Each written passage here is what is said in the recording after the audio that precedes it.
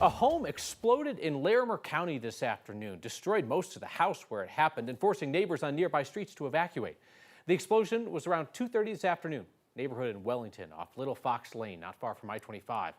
Whole thing shook neighbors, literally and figuratively. Fortunately, everyone is okay.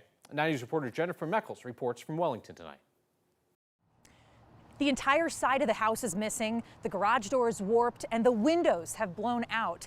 But luckily, nobody was home when this house exploded this afternoon, except some family pets that we're told survived. And somehow, none of the neighbors' homes were damaged either.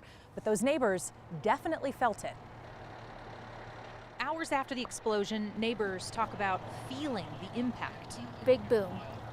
Big boom. Didn't feel as much shaking, but heard a big boom for sure. Ashley Gonzalez was at her Wellington apartment across the street and ran outside immediately. I went outside, saw what was going on. There were obviously some people already calling, to let the authorities know, like, hey, there's a fire going on. It just looked like a bomb went off. Isaac Padilla was home too. I was up in the bedroom. I could see the commotion from my window. I heard a loud boom. Yes, it did vibrate a little bit. I took the headphones off, rushed downstairs, could get a better look at things, noticed that the garage door was imploded. The back half of the house was completely destroyed, sliding off into the yard. Windows smashed in. Smell of gas in the air.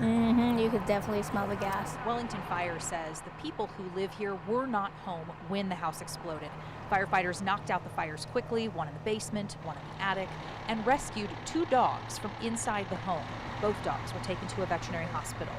First responders evacuated part of the neighborhood, but everyone was allowed back in their homes Wednesday night. Everybody's been watching, making sure people are okay, that there was nobody in the house. Hours later, Ashley and Isaac joined other neighbors still trying to process what they saw. It's a small town. A lot of the community comes together. Yes. This is just one of those things that, it scares all of us.